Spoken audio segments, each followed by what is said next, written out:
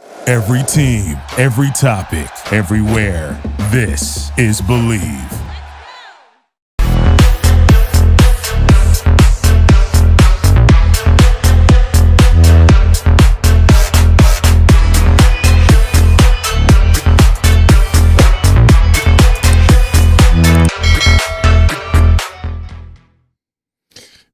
Hello and welcome to the Hoosier Football Tailgate right here on the Believe Network. I am the coach Shannon Griffith, and welcome to another edition on Believe Indiana.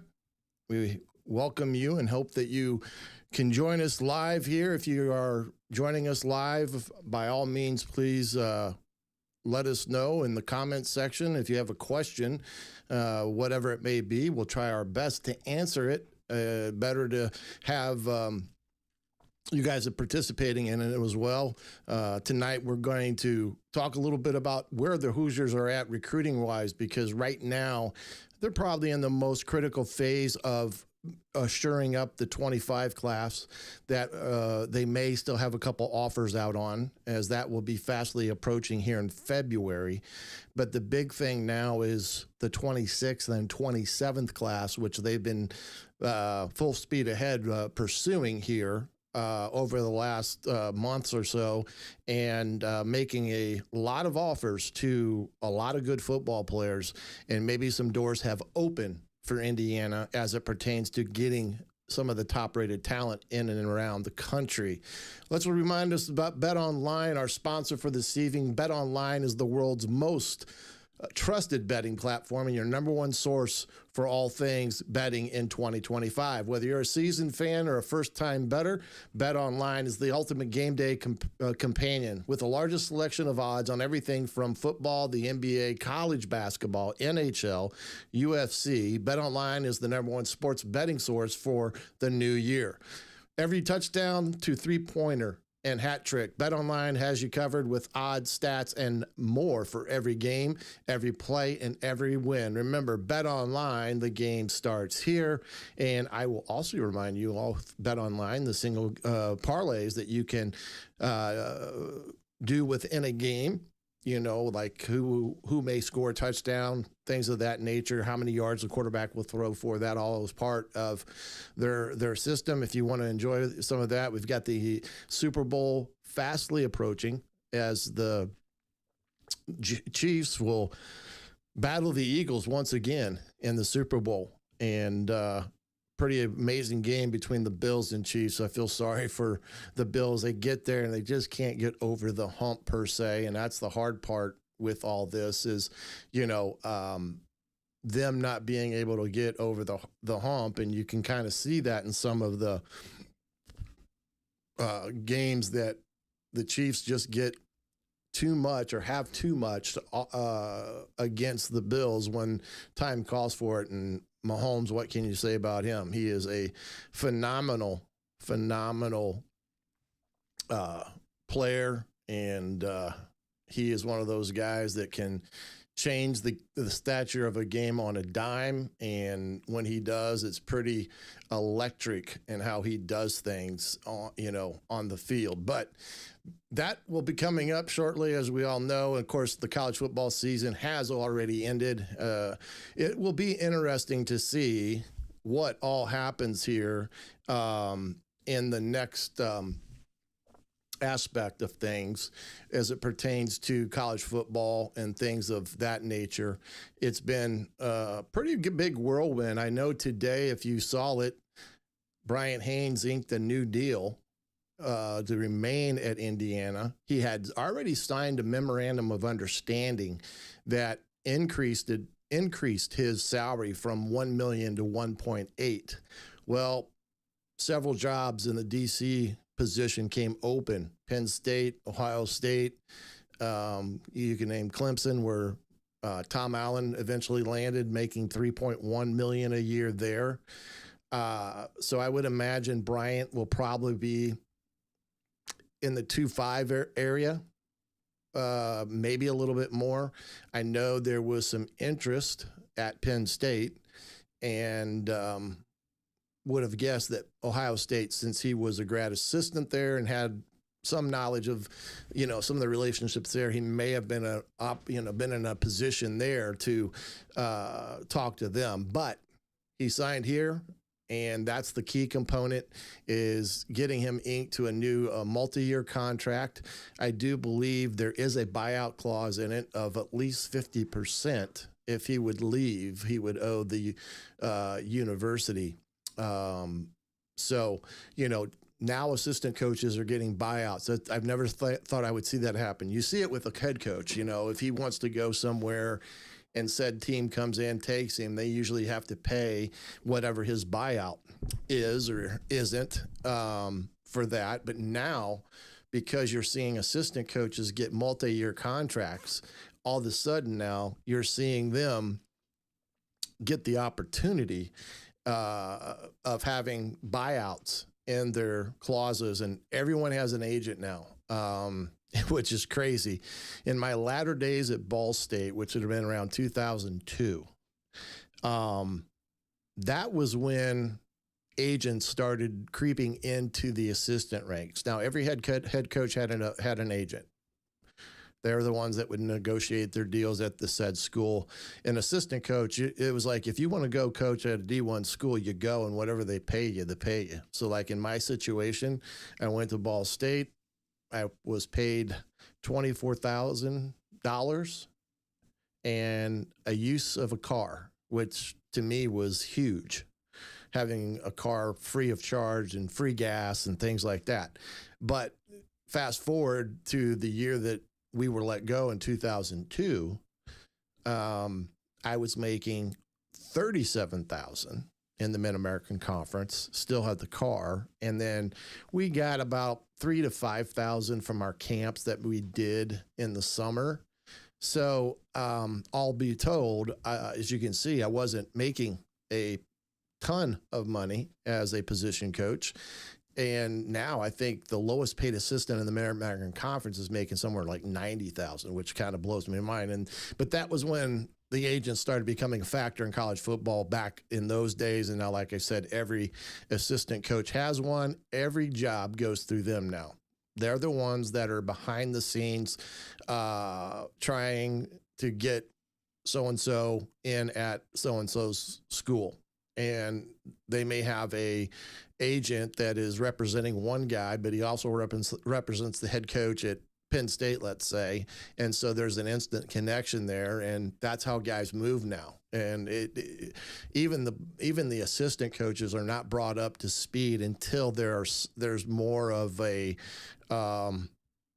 firm belief that the opportunity will ultimately present itself, but they don't even let them know. And that's the bad thing, is that some of this stuff behind the scenes, even the head coach doesn't even know what's going on. And it's not because the assistant doesn't want to be transparent that he's looking, but at the same time, his agent's going to tell him what is going on until there's something there that is worthy of statement. So, but it's good to get Brian Haynes. The defense this past year was phenomenal. Here's a guy that, young coach, he's been a defensive coordinator now, I think, for 4 years, if I'm not mistaken. He had 2 years under his belt at James Madison, had really good defenses there, top run defense in the country, a lot of other statistical things that were, eye-popping when you looked at it. And what does he do? He does the same thing here at Indiana, and really, really created an opportunity with the offense of playing complementary football for the better part of the year. They did a great job in turnover margins. They did a good job in representing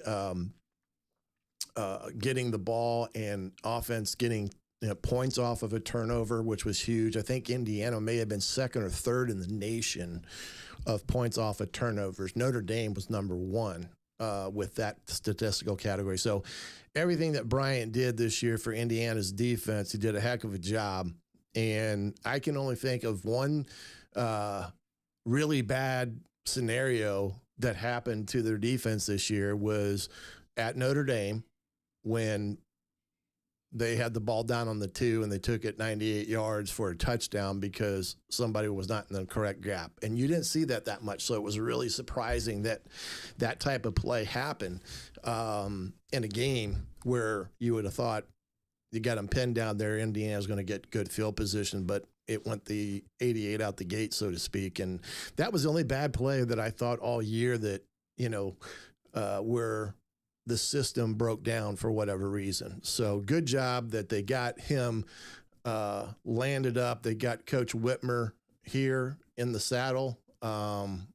So he's all ready to go in that regard. So it's nice to see that everything is flowing the way it should be and anticipated to be.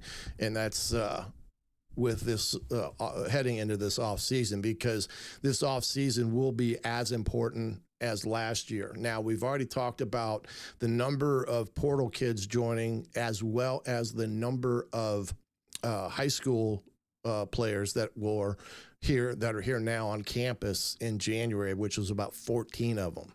So Indiana is going to have close to a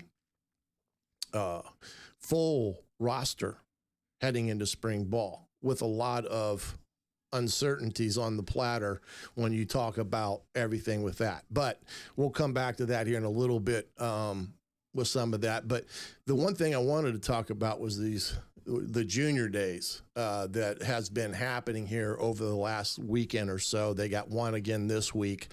As you know, recruiting is a 24/7 job now in college football. We've got full-fledged personnel departments that are doing the first staging of a potential recruit prior to it getting to the tables of a position coach, and then before it goes to the big group as the head coach evaluates somebody. And you've got a full-fledged staff that they now are basically calling them GMs. I mean, you look at North Carolina with hiring Belichick, that he hired Lombardi. Lombardi was with him at the Patriots, and he was a general manager per se. So it's an interesting dynamic, but the 25 class is better, for the better part, is locked up. There are a few offers that are out there. I don't know where they stand with some of those kids. It's a possibility they'll get one or two, but their focus now has been on the 26 class, and it's been full steam ahead. And I'm going to switch over to, let's get over here to the screen share one, see if that works. Yeah, there we go. And hopefully you can kind of see some of the things that I've even marked on X of kids that have been getting offers for the 26 class. And as you see, it is quite a list of pretty darn good football players that Indiana has an opportunity at getting this next recruiting cycle. And that's not to say that they haven't done the same with the 27 class, because that has become a big thing as well, with the 27 class getting multiple offers as well. I've even seen some 28 class kids get offers that are just in their freshman year that are getting offers, which is crazy to think that that kid is that good that they're offering him already. I saw one that I believe was 6'6", and I want to say 290, 300, and was only a freshman. That was crazy to see a kid that big. But as you can see, scrolling through here, it's just a plethora of names and guys. Here's Coach Haynes with Cam Thomas. I think he's a good linebacker. I want to say he's out of Ohio, but I'm not positive. But you can see the importance of these kids putting out some of these tweets and stuff where they're tagging the coaches, and sometimes they have a picture like this one here. Whoops, sorry about that. This one here with Smythe. I think Coach Kuntz is there with him, and I'm not sure who else is there, but it is a good list of kids that they're going to have on campus this weekend, as well as they head into this other weekend coming up with another group of juniors, sophomores that will be on campus for their what they call junior visit days. And it's kind of a come all, come one. For the most part, they're getting guys there that they have, given an official offer to. Ideally, they want to lock them up there. I mean, they want them to commit, but it's very rare that will happen. But what I saw in the recruiting aspect of things there were several kids that ring that 4-star bell. And a lot of it has to do with the fact that Indiana has had the success that they've had, and Coach Signetti and what he's done as it pertains to create the excitement has also been a big factor in opening those doors. And last but not least is the fact that Indiana's Hoosier Connect, which is their main NIL avenue, and you've seen some releases on X about who has signed with the NIL aspect of things through Hoosier Connect, and they've gotten the money being raised, and people have done a great job with that. So it is right now a train heading down the track. And if you get in its way, it's going to run you over. But if you want to get on, you better jump, because it's not stopping. And the kids that they're getting in the door, I think, make a huge statement, especially to other kids that may have a interest in Indiana, because these kids communicate on X all the time and Instagram for the most part about their experience out of school. And if a kid has a great experience at the school,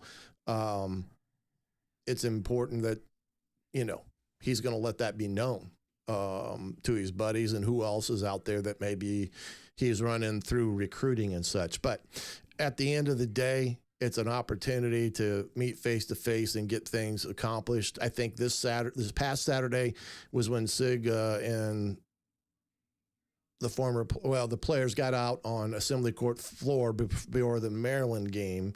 And the first thing that Sig did is he thanked them, those in attendance and those watching via TV, for their excellent attendance at the games and how they made a difference in their magical season, which I thought was very smart. You're recognizing the student body, season ticket holders, all those involved, about how important they are to be in the seats for 4 quarters every Saturday, irregardless of who they play, because they make a difference. So he did a great job there. The other thing that he said, and this is what he says all the time, they are not satisfied. They're not satisfied that they went 11-2 and got in the college football playoffs, because it didn't accomplish what they wanted it to accomplish. And he just said they're not satisfied. And I know there's been a lot of news stories out already talking about the magical season and can Indiana make that next step.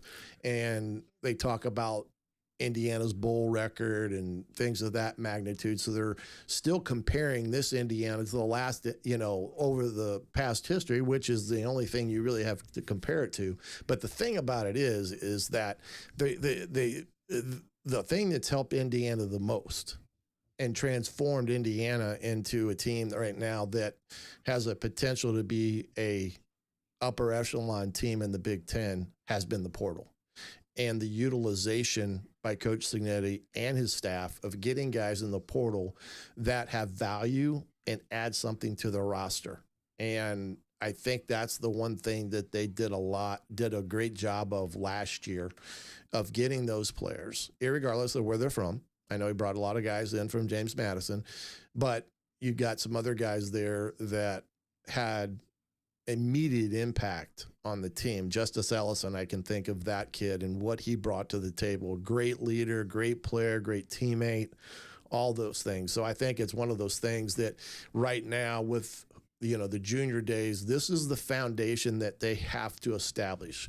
And in their last class, in the 25 class, and then heading into 26 and 27, it's got to be the foundation of the program, so that the portal isn't always something that you're going to because you missed in recruiting. You want this to be the solid foundation. You want these guys in your program to develop into football players that you see them being, because the portal is only so much. And I do believe that there are going to be rules that change in the portal as it pertains to contractual obligations. And I don't think you'll see the number of kids entering the portal like we have seen over the last couple of years. There's going to be some situations where they're going to have some things to guard against in that sense to protect themselves. And players are going to have to learn to obligate the obligations that they create of when they sign a contract that is for 2 years, that means for 2 years. You don't get out of it, or if you want out of it, you have to pay a penalty. I mean, that's the way it's going to be in some things with that. So that, interesting take on the junior days as it pertains to building the foundation. And who they're getting in is that they've got some talent that's right now an opportunity to get those 4-star recruits and continue to build the foundation as he goes into this season with 1 year under his belt. I don't know if you saw this, but Caddick, signed with Barstool. He is not going to go to the NFL. He has given up playing football. He is going to Barstool. He was on one of their major shows the other day. He was there to meet Gruden, and there are some rumors that he's going to have Mike and Gruden have their own show per se about football and football, all aspects of it, diagramming of plays and things of that nature, which I was surprised that here's a guy a year ago had declared for the draft. They talked him out of it to play one more year.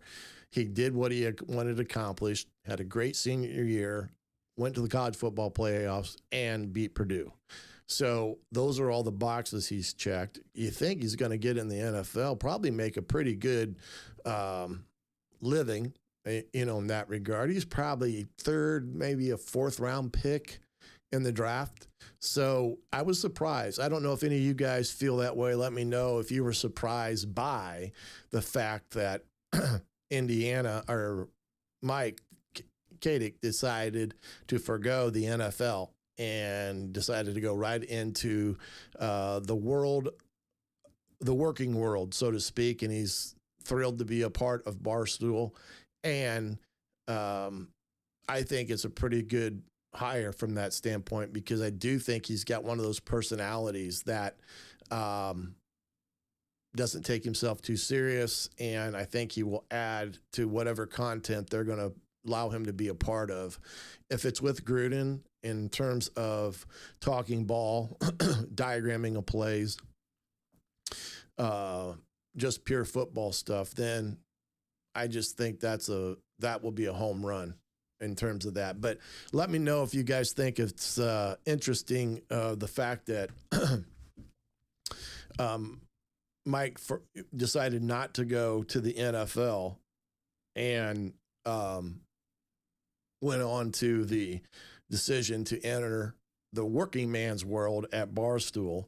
Now, I got a feeling that he probably put some money away, because I'm sure he got paid pretty good.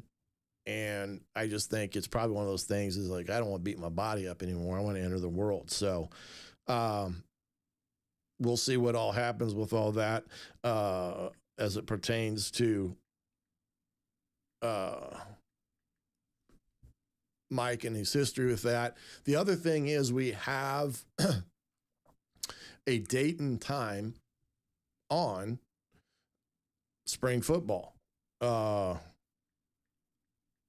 It's April 19th, and it's going to be, it looks like a noon kickoff for all practical purposes. Noon kickoff with all that. So it's going to be an interesting component of that being on the it's the prior Saturday to Little Five. Remember last year they ran into some issues with Little Five. They had a night game and it kind of got disordered. They had to play a game a week early that they normally would not play until the final week. So this will mesh very well heading into Little Five week, as well as an opportunity to be the only focal point going on that week. But April 19th is the spring game, and it's at noon as of right now. Put that in pencil, because you never know what could change. But at least we got a time that we're going to have our spring game. Now, I haven't seen the total spring calendar as of yet. And as soon as I do, I'll bring it to you and let you know the days that they will be practicing, what, if any, opportunities may exist in that regard for guys to be a part and see practice, because I do believe they'll have some open practices in the spring that people will be able to come in and observe. And if you get a chance to do that, I would highly encourage you to go if they do have an open practice and watch it and observe how they run it and get an idea on the coaches and how they coach it and all the things that go in to a practice at a Big Ten school and the level of intensity that they do things. So it's going to be an interesting spring, and already has been an interesting late winter. You have Jim Knowles, who was the DC at Ohio State, national champion, DC at Ohio State. Some may argue was the reason that Ohio State become the more dominant team that it used or once used to be, has taken the Penn State job where Tom Allen was at previously. I already said Tom went to Clemson, $3.1 million per year there. I do think that decision that Tom may leaving Penn State to go to Clemson may have been a thing that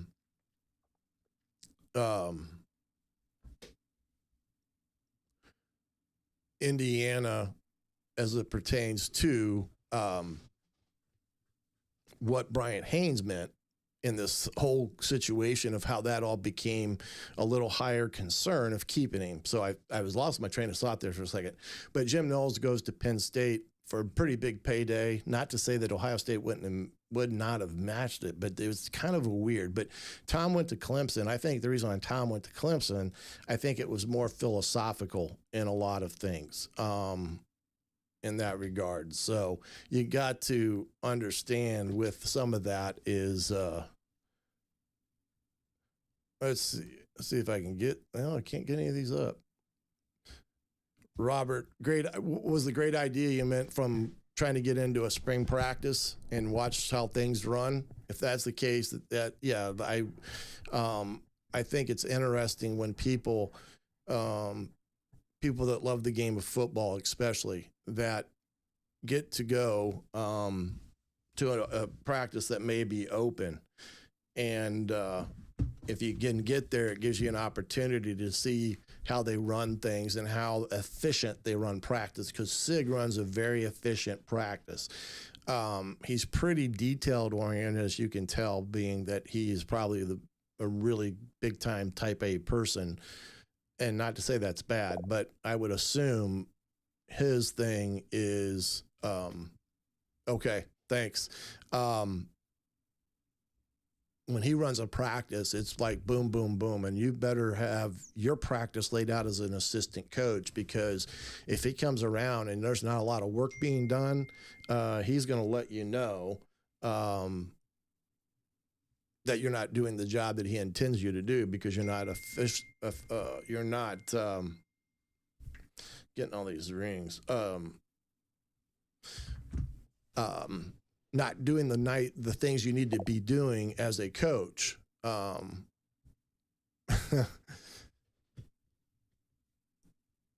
Yeah, Sig Ball. There you go.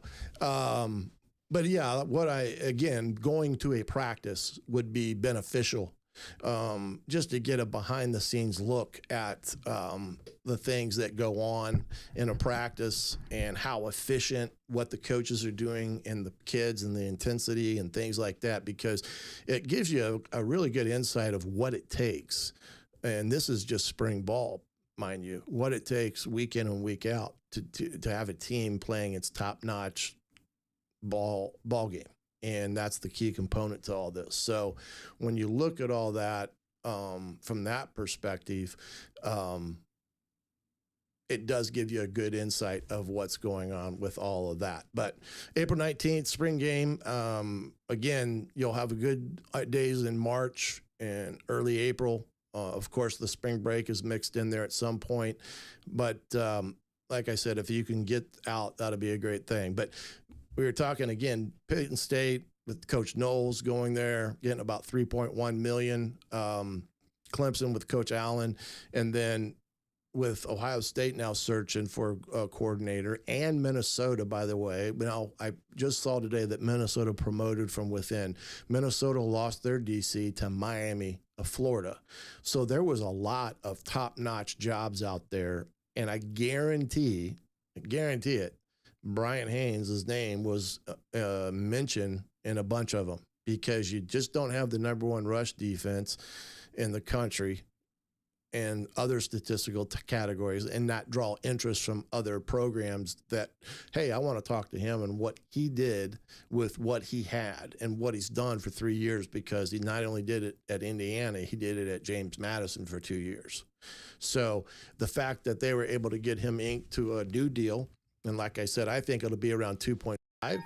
I could be wrong in that regard, and we'll see what all happens. But I'm pleased to announce, because he was able to get here, and I'm going to try to bring him in here real quick. All right. Can you hear me, Dylan? I can. I'm sorry, my picture is so pixelated. I apologize for that. You're a little dark, so you must still be at the Gazette working. Yeah, I'm in the office. And I appreciate you jumping on here real quick. Dylan Sinn from the Journal-Gazette is with us, and gracious to give of his time. Of course, he's running in a newspaper that has minimal staffing in this world to date, and he does a little bit of everything. He wears many hats. Right?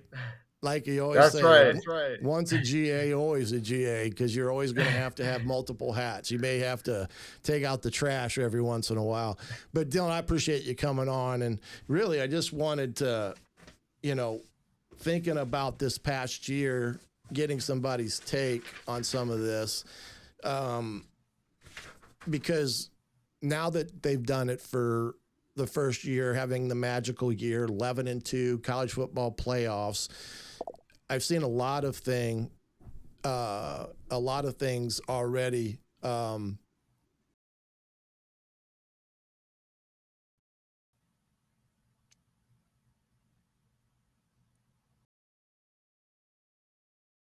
It's not one of those things that I think is going to be a great thing for Indiana heading into next year, because it's going to be harder. But what was your take on this year from your perspective? Because it always gets interesting to see those perspectives. Yeah, I mean, my take was that it was about as good as you could possibly have asked for, right? Chris Ignetti came in and did just about everything. He did do everything that he said he was going to do.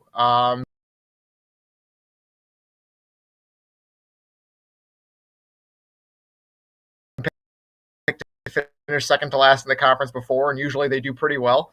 They came in and did it. They finished tied for second in the Big Ten. They made the college football playoff. It is probably the greatest individual season in the history of IU football. I don't really think there's any other way around that. The end of the season against Notre Dame does not really erase anything that happened during the regular season. I think it was a fantastic year. Obviously, there is still more growing to do. I think everyone on the IU coaching staff knows that. But I do think that one thing that's really important is that they did not lose anyone to transfer this offseason that is a key player for them. They lost some guys who were transferring for more playing time, like transferring essentially to G5 or something like that. But they didn't lose a single player who they would like to keep who they to a different school.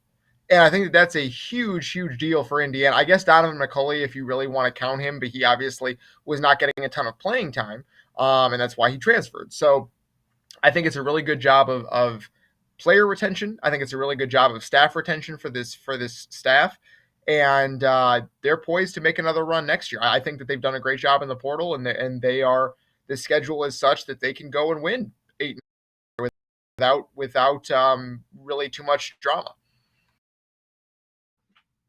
Yeah, I do think that was one of the things. I would love to keep McCulley just because of his size and say, just what he gives you on the outside. But I was surprised that he went to Michigan. I know Michigan wanted him the year before, but I was really kind of taken back by that. They wanted that aspect of it all with him. But again, that's what the portal's for kids to try out and see what happens on the other side. But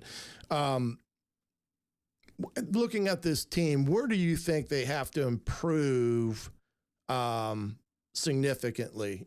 Coming out of this year, now that we've kind of seen the picture of what Indiana is going 11-2 with what they had, what is that?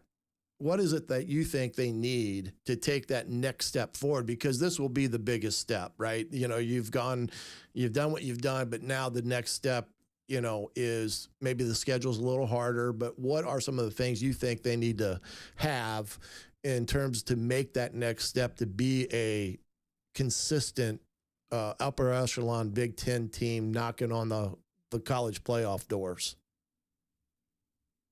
I think number one, it's high school recruiting. I think that if you are going to be an upper echelon Big Ten team on a regular basis, you're going to need to recruit the heck out of the high schools, and that has been something that Curt Cignetti is building toward. They didn't have a great class in 2025. It was a good one by IU standards, but it wasn't the type of class that says we're going to compete.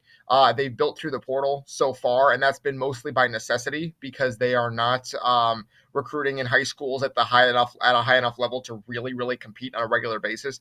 So Curt Cignetti has kind of hinted that 2026 is going to be the class where they think they really kind of level up in terms of high school recruiting, and you can kind of stop doing these 20 guy a year portal classes because you're not going to need them because they're going to build from the high school ranks up. Right. I think that's number one is building that high school recruiting base for the long haul. And then in terms of personnel specifically, in terms of what positions need to be better, I think it's offensive line. I don't really need to tell you, Griff. I think that's where every football team begins and ends is on the line. And I think Indiana was good there this year, but they had one injury. They lost Drew Evans to injury right before the Michigan game, and it kind of showed the rest of the year, right? They struggled to protect Curtis Rourke. Now, part of it was Curtis Rourke was playing with a torn ACL and couldn't move very well in the pocket, right? So that was part of it. But they didn't play well along the offensive line against Ohio State or against Notre Dame. And so I do think that is one of those things. It's quite frankly not against Michigan either. And so they need to build depth and strength there. I know that they are working on bringing in Rocco Spindler from Notre Dame, an offensive lineman, a guard who's big and strong and veteran. I know that Nebraska is in on him as well. It'd be nice for Indiana to get him, but just building that depth there is a huge piece for this program. Obviously, losing Mike Kadick is tough. Mike Kadick was one of the best centers in the country this year. That's a big, big replacement you have to have for next year. We'll see whether they're able to do that. But offensive line is where I would start if you're looking for personnel specifically.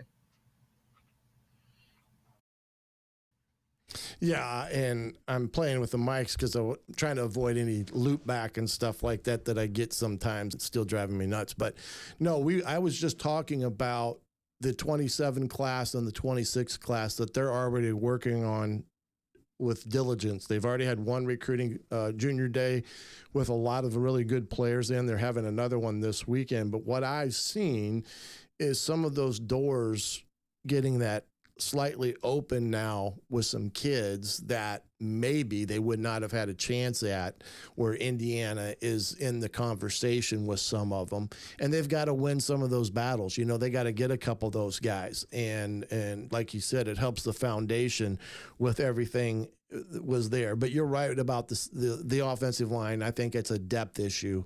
I do think they'll have 5 really good Big Ten type of offensive linemen. It's always going to be who's those guys behind them, and that's the key and critical part that they have to be leery of in that regard. But I do think they're doing a better job with that. With the portal, right now they've ranked the portal, I think, number 4.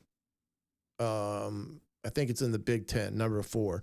What is your take on the portal and what they've done thus far to date with it? I think they've done really well this offseason. It's not as big of a portal class as it was last year for obvious reasons, because they don't have as many holes to fill, right? But they did a really good job at positions of need of finding guys who will help, right? They brought in a couple of tight ends because Zach Horton's leaving. They brought in a couple of cornerbacks because to bolster that position. They brought in a couple of safeties because Sean Asbury's leaving. Like they brought a couple of guys back who transferred away. Lewis Moore and Khalil Benson are back, which is really, really impressive. It's guys who obviously liked Bloomington and wanted to come back, and they gave them an opportunity to do so. I was impressed by that. It is a class that fills a lot of needs for this team. And obviously at the very top of it is Fernando Mendoza, the quarterback. That's a guy who a lot of big time programs wanted. We know Georgia was kicking the tires on him and seeing what was what, and IU took him. And obviously part of that is having Alberto, his brother, on the roster, but getting a guy like that is a great foundation piece to build around. And IU did it, and they've been able to add to this roster. First of all, they were able to bring back some guys who they weren't sure they were going to be coming back. Aiden Fisher, Elijah Surratt, Mikhail Kamara. Those guys, we wasn't sure whether they were coming back. They could go to the NFL, and they didn't. They're back. Add these portal guys. It is a pretty good roster for next year. If this year was a good roster, the next year is good as well, I think. Yeah, you got to think that Kidwell, I think he's coming back. That was the young man from that was a pretty good offensive lineman at James Madison, blew his knee out in fall camp and missed the entire year. And I do believe he's coming back for this year since he lost last year. But you're right with Mendoza. That was a big get. It was probably right down to the wire there because of there were a lot of teams, like you said, kicking the tires on that. And again, what can you say about Curtis Rourke? He played a year with the torn ACL. That's now you know why he was predominantly a pocket passer. They really never moved the pocket or changed the launch point with him to help the O-line in protection. It was because they were trying to protect him as much as they could, and that was limiting in some respects. With Mendoza now, they got a guy that they can move the pocket with. They can do some things that maybe they couldn't do with Curtis because of the knee. So I do think they'll have some options there to accommodate whatever offensive line is there and be able to change launch points and things of that nature with that. While we're on the topic of recruiting, this year we got profit sharing coming into play. That each team is going to receive about $20 million. My son's even getting back pay from this. He got a notification in the mail on what he's going to get, and I was floored. And so you got every kid that the roster size so far, it looks like 105.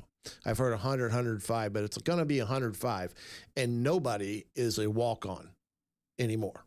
There's no more walk-ons, just like there's no national letter of intent that people will sign now. They're signing, I believe, what you call memorandums of understanding, because that's kind of a binding contract, and it lays out you're going to get paid X, and this is what you're going to get paid from Hoosier Connect, NIL, and things like that. So what I wanted to get your take on with all this is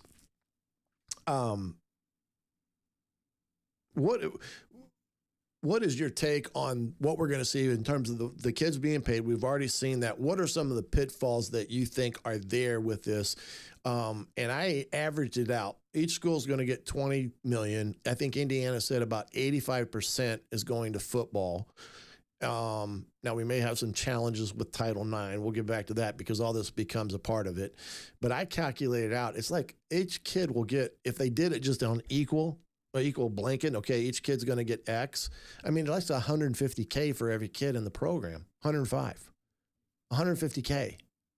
And plus he's getting a school paid for. But what is your take on all this stuff that we're facing now, and what are some of the pitfalls, I guess, you think are there from the perspective of what we may have not seen? We've already seen some of that with the kid from Wisconsin that ultimately left and is at Miami now, but he had signed like a 2-year agreement, and that's why they weren't releasing him. But give me your thoughts on all this, because it's going to be at it's going to be a very big topic this offseason. Yeah, I mean, to me, the thing that sticks out, and you kind of mentioned it there, the 85% going to football. Where are other sports in this, right? Because obviously IU is a big basketball school. There are other schools that are big basketball schools, but basically everyone is trying to play football now. You're having Duke try to play football. You're having Kentucky try to play football. You're having North Carolina try to play football. You're having Indiana try to play football, right? And I'm curious to see, okay, does that bump up against basketball, right? Against women's basketball. Indiana wants to have a really good women's basketball program. Terry Moran's done a great job there. Who is really making the decisions on what exactly amount of revenue is going where, right? It's probably Scott Dolson. Is there someone below him above the coaches that's going to make that call? Because I can see some fights happening in the it basically kind of funding fights and being like, hey, we have a 5-star kid. He needs an extra $200K. Do we have that open to us, right? Like, but you have a 5-star kid over here who also wants an extra $300K. How do we parse that, right? We're going to lose one of them. Well, how do you decide? That is the number one thing that I'm looking for, because I think we're going to see some of that spill over into public with some of these schools. I mean, Kentucky and Alabama especially have long histories of the football coach and basketball coach kind of being at each other's throats for funding, right? And like that's before we get to the revenue sharing. So I'm interested to see that. And then beyond that, in terms of just inside the football program, I think chemistry and team culture is going to be even more important than ever, because this is going to strain the locker room in ways that are just really, really we have not seen before, right? Like your teammate is making 7 or 8 times as much money as you. How does that go over in the locker room, right? And I'm not saying these guys don't deserve it, because they do, but a guy who's starting probably should be making more than your third stringer, right? But how does that go over in the locker room? It's now a professional locker room, right? How, like, obviously these are things that happen in the NFL and the NBA all the time. You have to navigate this kind of thing, and now you have to navigate it in college, and it's a new frontier for coaches to try to handle, and for your team leadership to try to handle, right? So I think team culture is going to be a really important part of this, to kind of smoothing some of that stuff over.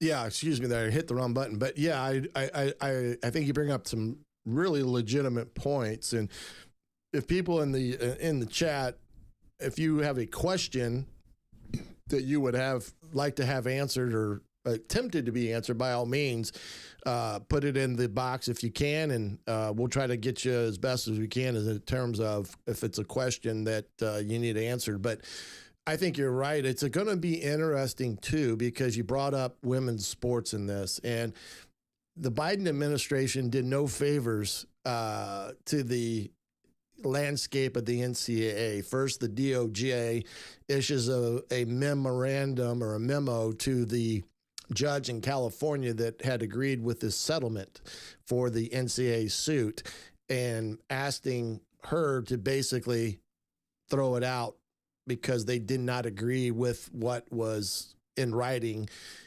because they felt that it was not a positive outcome for the players when you look at it from what raises are going to happen on the profit sharing. It's not specific.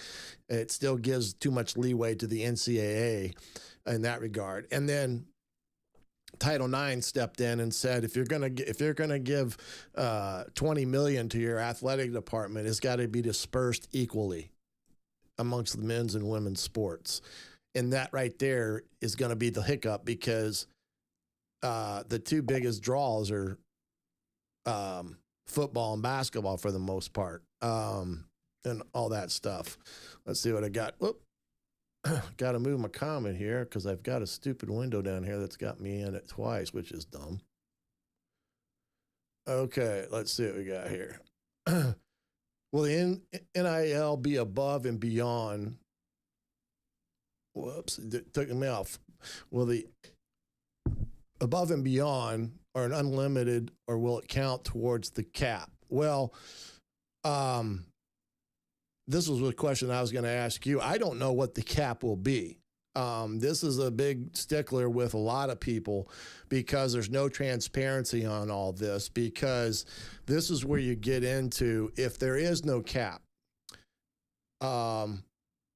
it could hurt Indiana more so, say, than a bigger school that has more opportunities because they got more money.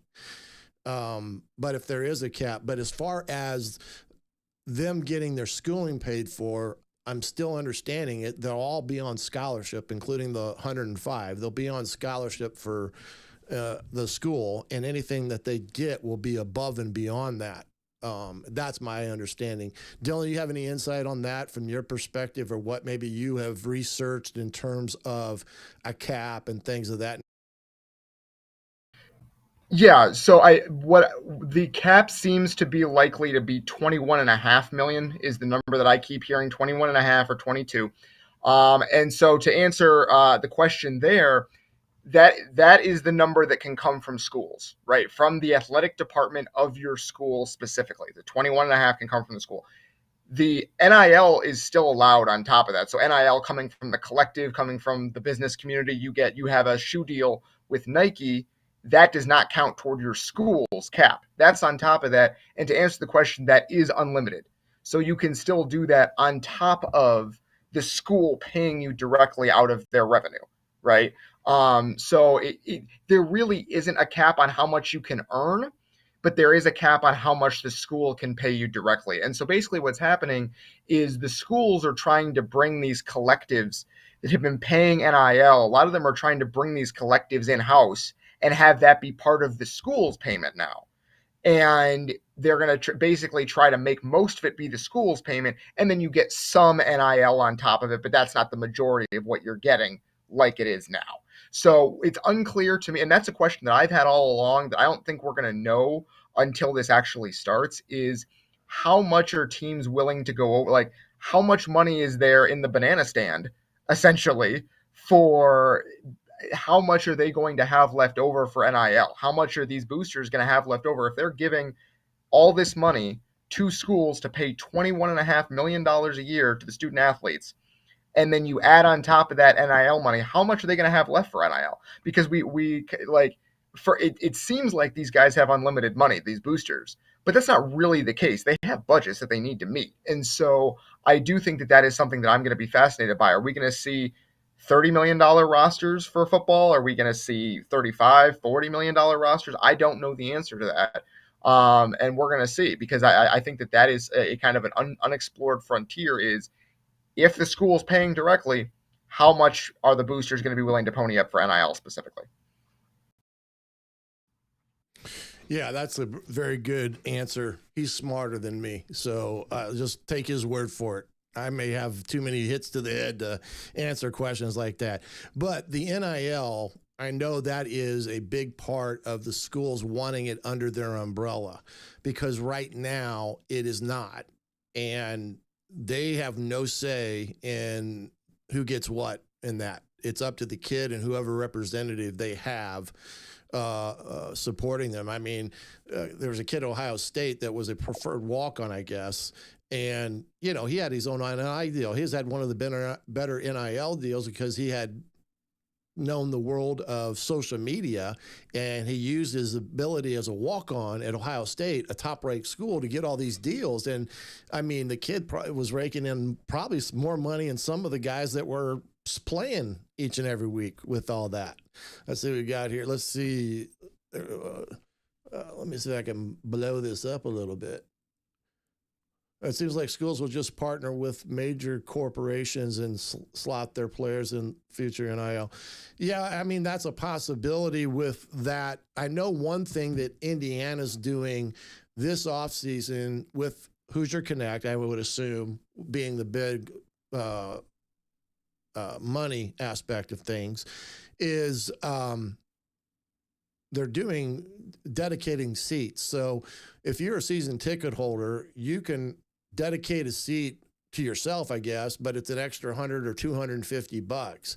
Well, you can see if they can get, 20 to 25,000 season ticket holders and get that additional money, you can see how that adds up really quick that they can also utilize an NIL. That's the one thing, get your take on this too, Dylan. The one thing that Indiana has done that helped close the gap and will help close the gap is what the Hoosier Connect has been able to do to raise money. The difference between Indiana being in a competitive state versus Indiana not being a competitive state will be what they can do with their own NIL and the money they raise, because otherwise it's going to be hard to compete against the upper echelon. This year, Indiana did. I think they were like second or third in NIL money from what was reported and what was given out. But give me your take on Hoosier Connect and kind of what they did from a fundraising standpoint.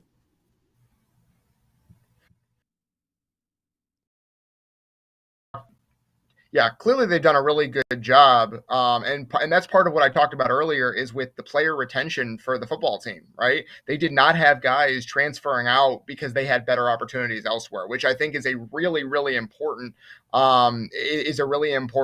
piece for Indiana, which was not the case previously. Right, like we saw Purdue this offseason. Now, part of it is Purdue got a new coach, but they had a lot of their best players transferring out. Dylan Thieneman went to Oregon, Max Clare went to Ohio State, Cole Brevard went to Texas.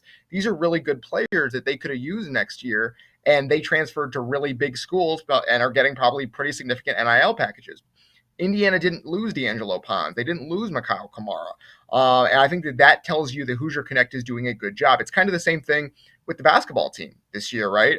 Malik Renew, Mackenzie Mbako, those guys could have gone to the NBA. They did not. They came back, and part of that is because they thought they could get better this year at Indiana, but part of it is because they were probably enticed to come back by some NIL money. And I think that's part of it, is that it's not only getting guys out of the portal and doing recruiting, it's keeping your own roster together. And I think Hoosier Connect has done basically as good of a job as you could expect at raising money and dispersing it in a smart way. I know the basketball team has not been as good as people wanted this year, but there's no doubt that they have talent, and they brought in talent this offseason to put on that roster. So I do think that is you have to give Hoosier Connect an A or an A+ for the job they've done so far. No question. They've done a great job with all the things they've done there. Let's see. I had it up there for a second. Excited to catch the spring game. Get a look at the glimpse of whether any internal players rise in the depth chart. I think player development is the only outstanding question about Coach Cignetti at IU. There's no question that, and we talked about this earlier, building the foundation through true 4-year type of players, kids that are coming out of high school. I thought they have a really good 25 class signed for the most part. There's maybe a couple here at the next signing date in February, but there's 14 of those kids that are already on campus participating in the winter workouts and spring ball, which I think is huge from their development, but also from Indiana's perspective of really evaluating the talent there prior to heading into the summer, and in case they need to pick up something else going forward. You said one thing there, Dylan, and this is the $64,000 question.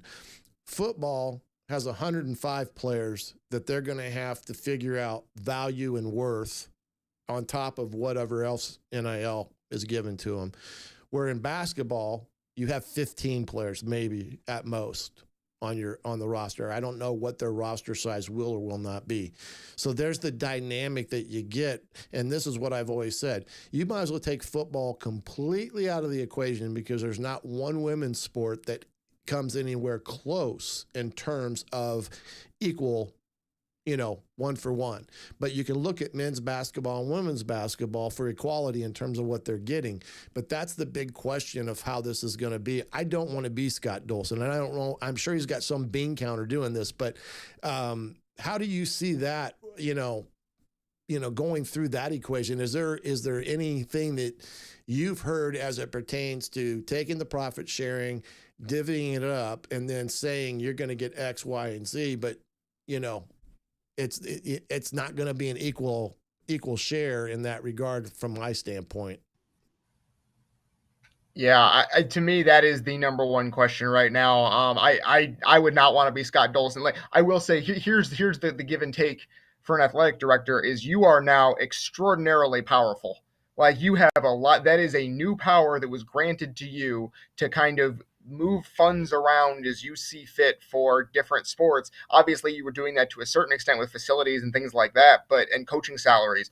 But now you're doing with player salaries, right? And so that's a huge new power the athletic director has been granted. It's also a huge new headache, right? Because again, you're going to have coaches coming in saying, I need this money for X, and other coaches coming in saying, I need this money for Y, and it's going to be your call on to decide how to do it. I don't think you're going to be able to say, just start at the beginning of the year and say, football, you get 15 million, basketball, you get 4 million, women's basketball, you get 2 million. You're not going to be able to do that. You're going to have to kind of do it piecemeal on a year by year basis and say, okay, who has need here? Where can the money be most effectively allocated? How can we maximize every team? Like IU has for years said they want to be all 24 teams in the athletic department to be successful, right? So how do you use this money to make that happen? How can you use that money best? How do you help men's soccer be successful? That's one of the most successful programs in the history of college soccer, right? How do you help them be successful? The swimming team, which has been fantastic for years on end. They're a national power in swimming. How do you help them be successful, right? So it is a huge new power. It's also a huge new responsibility that Scott Dolson has. I don't envy him, quite frankly. I think it's going to be really hard for every athletic director to figure out how to allocate that most effectively. It's really, really difficult. Yeah, it is. And I think one thing that they did that was really good, or Scott did that was really good, I think he planned way ahead for this particular year, and getting things in line so that they knew that they were going to have to really move fast in certain areas to get to a competitive level because they knew they were way behind. And this was a chance to see them boost the program into more of a national spotlight, and they were able to do that this year, which has been huge from that standpoint. Let's see. As Title IX is written, it has to be equal, not only money, but anything, travel, uniforms, and facilities. Yeah, it does in that regard. The one thing that they argue about is how do you equate football in the equation, because there's no other sport in a athletic department that is anywhere close to football. And that's always been the one that kind of throws everything out of sync when you don't have maybe a women's sport that's similar or the same type of sport to compare, apples to apples. So that's where it gets a little bit disjointed in that. And remember, football and basketball are your two biggest draws in terms of money and revenue. Not all sports in Indiana as a profit share or profit in their revenue. You take swimming, for instance, probably not a revenue generating sport. Men's soccer, probably to an extent, but not to the extent you probably think. But I think Indiana was like 6 million in football this year, if I'm not mistaken, and basketball was close behind, like 3.5 million, I think it was a year ago or something. But that's going to be the biggest thing with everything. But what's going to be interesting to see, and we'll jump off this topic because I got one question left before I let you go. Is going to be contracts, how that's going to operate. Can they bind a kid for 2 years or 3 years or anything like that? That's going to be the biggest question moving forward. And will it be transparent? Meaning, will this be released to the public eye? So we know how much player X is making or player Y is making. That's the key component that I think will be interesting to see what all happens with that, in that regard. Dylan, this year, again, great year. What, in your mindset, what do you see for Indiana moving forward in all facets? Not just, wins and losses, player development. Are they catching up to other teams when it comes to the behind the scenes? I know they're trying to move fast on some of the stadium renovations, and hopefully the press box is one of them. But when you talk about football now, it's not just about it is about the product you put on the field, but it's everything that surrounds it that is not seen to the naked eye. How do you feel that Indiana's position with what SIG has done now moving forward as a team that maybe can be a year in, year out contender in the Big Ten? I think they're well positioned. I do think that high school recruiting is going to need to take a step up because that has been something we still need to see. And we haven't seen it yet. Again, you talked about the 26 and 27 class they're looking at are going to be stronger. That's what they're hoping. Haven't seen it yet, but that's the hope.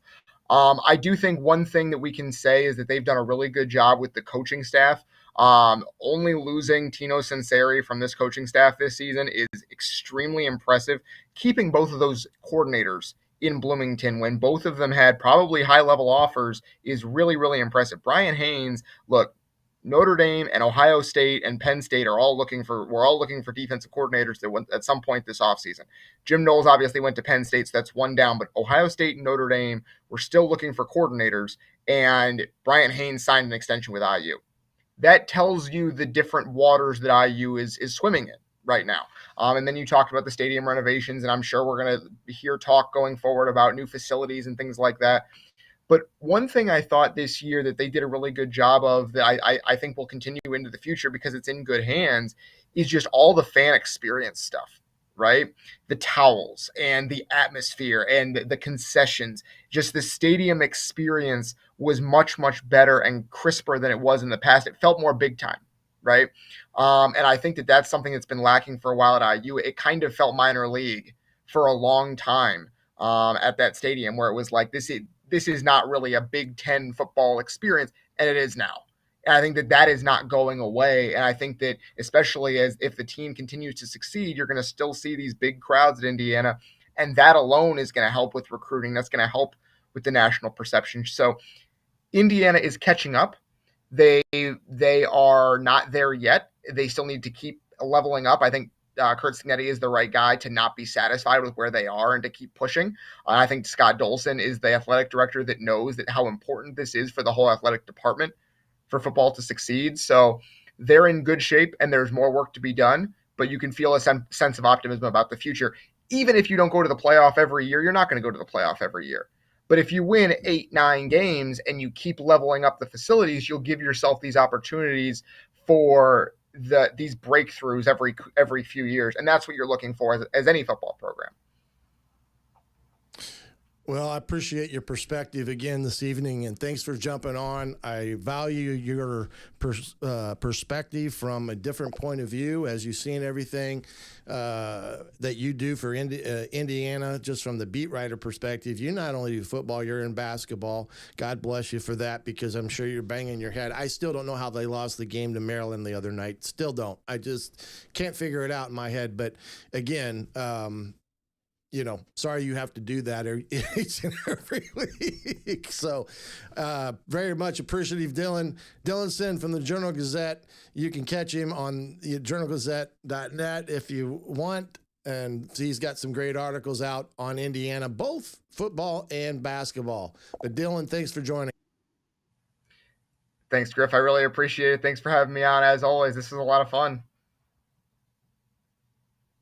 All right, partner. We'll catch you later and appreciate everything. And like I said, we'll get you back on at another time. And Dylan Sinn for being with us here tonight. Appreciate that.